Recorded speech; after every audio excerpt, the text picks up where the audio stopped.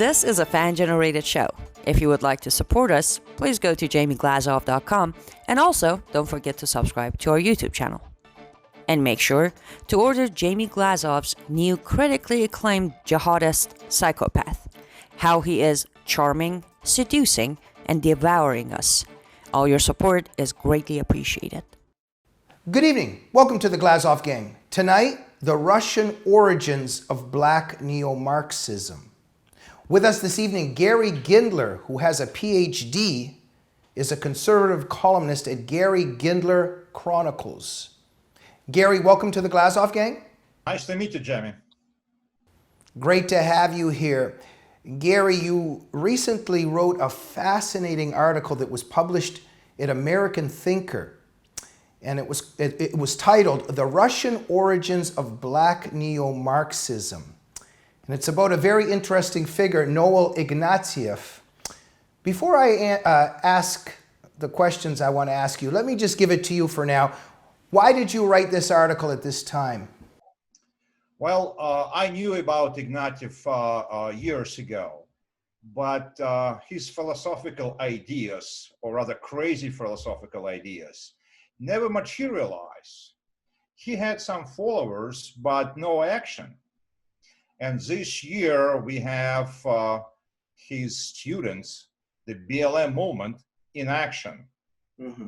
And his action propagated to all 50 states. We know that. Yes, the actions were carefully planned.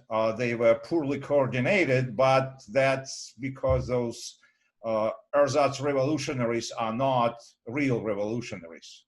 Absolutely. So look, this Noel Ignatieff, he's a white American of Russian origin. I think he's the third generation or something. So he's come from, his background is Russian, and he's the ideological founding father, as you document, of numerous radical black movements in America. And in many respects, as you demonstrate, he's the author of the overall concept of Black Lives Matter, and he was able to see his students in action before his recent death.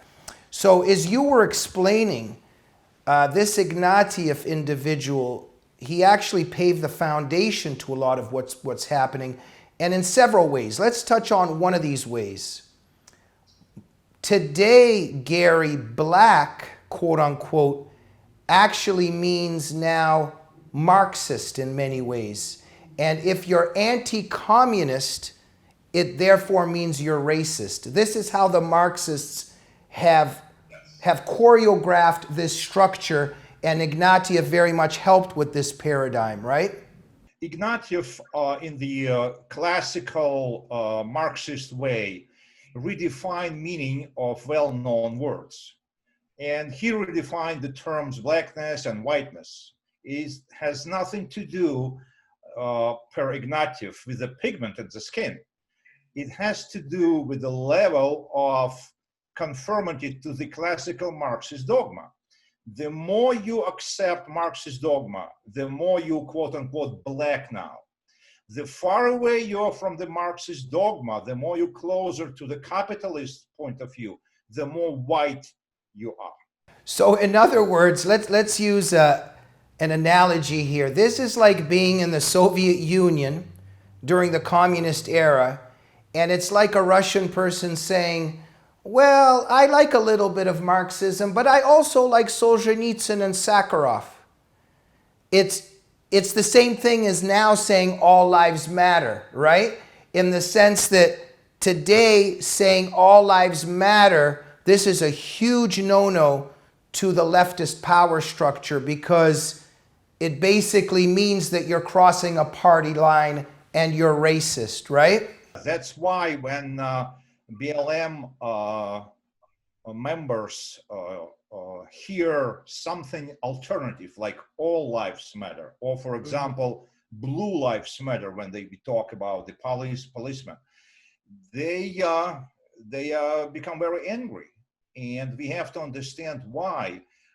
Only reading works of Noel Ignatieff, I finally understood why they are so angry when somebody says, oh, all lives matter. And the reason is, for them, the phrase Black Lives Matter means only Marxists should survive. Only Marxists own the future. If you are not black, I mean Marxists in their new speak, you have no right to survive. That means all life matter is offensive for them because they don't see people who have alternative point of view, not Marxist point of view, into the future. Their vision of the United States, it's some form of the Pan-American gulag, where the re-education happens and whites are converted into the blacks, meaning not physically converted, but ideologically purified to confirm the Marxist dogma. Absolutely. And therefore, in the Soviet Union, when the kulaks had to be killed, for instance, it's the same thing here now. The people who are not part of Black Lives Matter is as you demonstrated in your article, because of Ignatieff and other Marxist thinkers, the way they paved this and constructed it, again, black is not the level of the pigment in skin, it's the level of adherence to the Marxist doctrine. Yes. Mm-hmm. And therefore, you also point out in your brilliant article, for instance, recently Joe Biden made that comment how if you don't vote for me, you ain't black, quote unquote. Well, there was a lot of meaning to that because as you show in your article, Thomas Sowell, Clarence Thomas, and these other black conservatives, they are actually not considered black according to this new Marxist dogma, right? Yes. And remember last week when we had massive pogroms and riots in practically all democratic states. Some black business owners were standing on the street right next to the next business owners who were white. And all of them were carrying weapons and they protected their businesses and their families. Guess what? BLM does not consider these blacks. They consider them white. They consider them capitalists, which must be eliminated. It's very, very shrewd and very clever how socialists, the left, communists, how they stigmatize their opponents and free thinkers very successfully. Look, I want to ask this, Gary. If I'm correct, you're from the Ukraine, am I correct? Yes, originally I am from the Ukraine. Okay, and my family comes from the Soviet Union. And what I want to ask is, most of us, those of us who were from there or our families were from there, we know what communism did.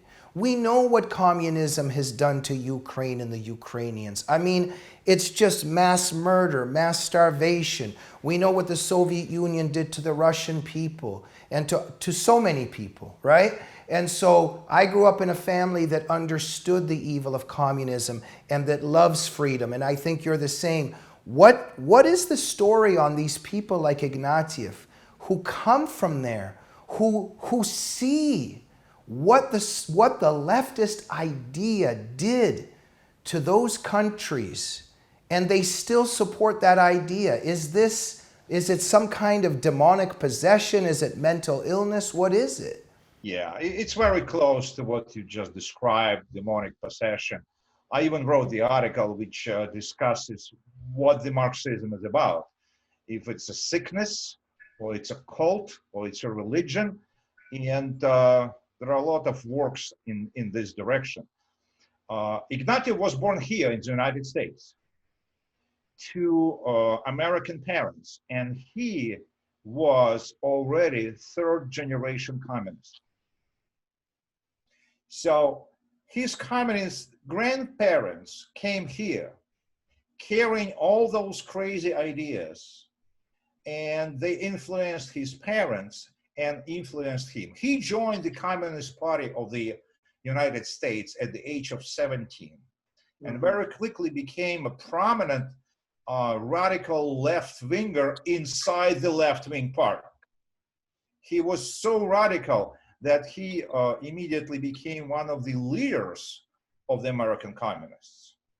And Gary, the entire time, with your own Russian roots, you know about the Gulag Archipelago, you know about Vladimir Bukovsky and what's happening to the dissidents, you know about the purges, you know about the millions of people that are exterminated in your country by the Soviet regime, and you still support the idea that spawns and engenders that mass genocide. Unfortunately, that's true.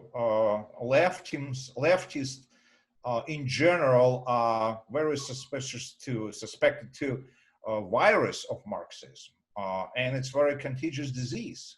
Yes. And it can strike anywhere where some people are painted as victims.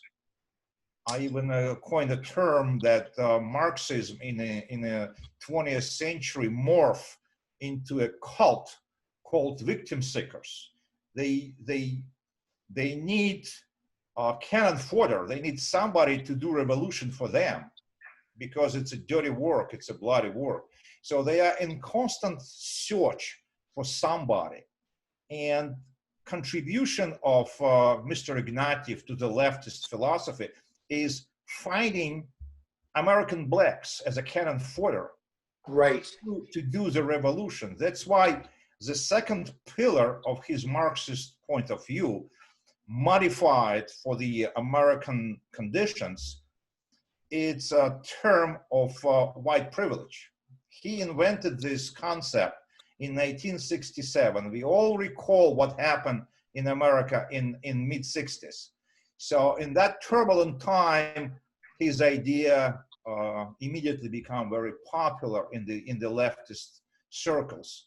And when he created this concept of white privilege, it was not framed in racial terms.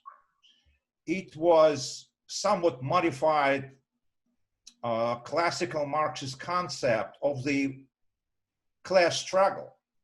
And when he says, and modern his followers say, oh, we need to eradicate those white privileges, they are simply talking about wealth redistribution. This is right, what was advocated in the Communist Manifesto, wealth redistribution. So very interesting how this individual actually paved the foundations for the communist revolution we see now, that through Black Lives Matter, we actually see this Marxist revolution. Gary, look, we know that there's a lot of self-hatred involved in the Marxist impulse. Now, Ignatieff, as far as I know, correct me if I'm wrong, was a white male, but as you show in your article, he actually taught that if you're a white male, that you should commit suicide. Am I correct? The ideological purification as a method to get rid of the whiteness was the primary goal. However, the secondary goal of Ignatieff was physical elimination of the white race. Believe it or not, physical elimination. And we all know that all Marxist flavors eventually migrate or morph to one or another form of tyranny and bloodthirsty ideology. And Ignatieff's approach is not different. Thank you, Gary. You end your article on a fascinating note that there have been all of these accusations, you know, all of this libel and slander and smear against President Trump for all the Russian intrusion, you know, and how Putin, you know, intruded into our elections and controlled our elections or all that stuff. But you point out that in terms of Ignatieff, here we really do see the Russian intrusion into America. We actually have a Russian American that paved the way and built the paradigm for this Marxist revolution we see today. And none of the Democrats are complaining about Russian intrusion here, right? Yeah. I would like to touch another form how these, would-be revolutionaries are acting. They are demanding America on its knees. And we saw pictures when some policemen and some politicians, some citizens, they are kneeling in front of blacks. However, we have to understand they are not kneeling in front of the blacks. They kneel in front of the quote unquote blacks. They are kneeling in front of the Marxist revolutionaries. That means that kneeling should not be understood in the racial terms. It should be understood as a confirmation of the supremacy of the Marxism over US Constitution and over the oath. It's very important. And people who does this, who massively, we saw the pictures when entire police department was kneeling. That kneeling, it's a confirmation that we don't have systemic racism in America. We are suffering from systemic neo-Marxism in America. It's quite a different thing. Very, very fascinating. Thank you for that, Gary, because always when we see these things, we know it's about something else. So they're pretending, oh, you're just kneeling. You're kneeling for, for Black Lives Mattering and for the memory of George Floyd. But really, they're just conditioning the people to kneel to the Communist Party, right? Yes, because it's all hidden. You have to read a lot to understand where the roots are of this movement.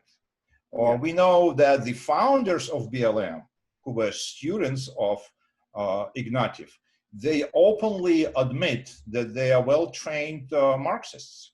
Absolutely. They openly admit that they are studying Marx, Lenin, and Mao. Thank you so much for joining us, Gary Gindler, and those of our viewers who are inspired by you can find many of your articles at American Thinker and also at Gary Gindler Chronicles. Am I correct? Yes. Thank you very much for having me. Fantastic. Thank you for joining us, Gary, and we hope you'll come back soon. Keep up the great work. And thank you for joining the Glazov Gang this evening. We'll see you soon. Good night.